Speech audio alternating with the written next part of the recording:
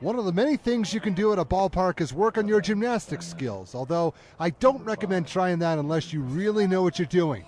Cheyenne Post 6 versus the Gillette Roughriders, this game being played in Casper. Top of the first, Cheyenne batting, already up 1-0.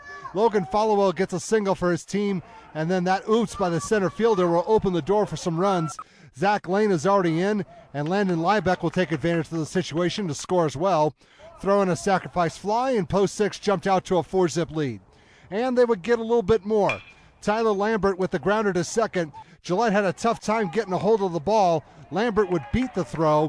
Brandon Anderson scores to give the three-time defending state champs a 5-0 advantage.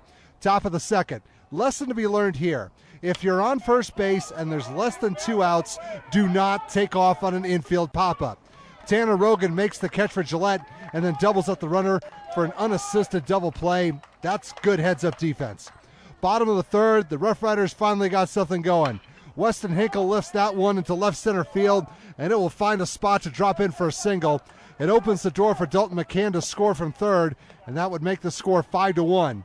A couple of batters later, Alex King will get in on the offensive parade with this little lifter into right field. Hinkle scores to make it a 5-2 contest. Same inning, Andrew Youngs is going the opposite way, and that will pay dividends as well. Austin Tennant is already in, and King is working his way around from second. He'll eventually touch the plate, and last year's state runner-ups are only down 5-4. They were not done. Caddison Wass is going to add to the cause with a base hit to left center field. Youngs is kicking into high gear, and he'll score from second. And just like that, this game is knotted up at 5 runs apiece. We're still going.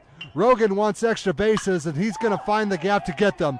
Wass has an easy time coming in to score, and Gillette now has their first lead of the game, up 6-5. This ended up being a long inning as the Roughriders would bat around, plus a little extra. McCann collects another hit and gets his first RBI in the form of Rogan to polish off a 7-run at bat, and the score is now 7-5.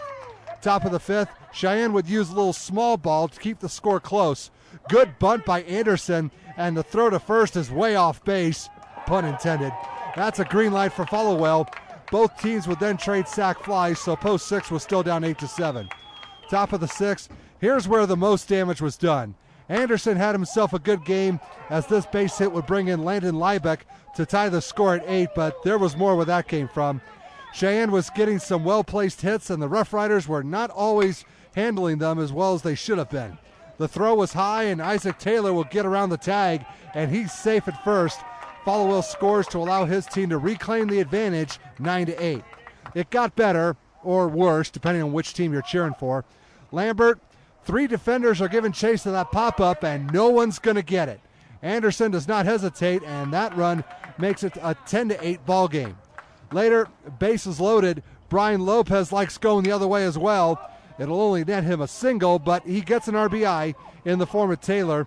Post 6 is stretching their lead to 11-8. We're still in the top of the sixth. Bases juice for Lane. This single was the most productive. Here comes Lambert, and Mason Munford's not far behind him. Cheyenne is up 13-8. Then a throwing error by the opposition opens the door for Lopez. Lane would score on a pass ball. Cheyenne hung up a 9 spot on the scoreboard to take command of this game, 15-8. Bottom of the sixth, Gillette had some work to do.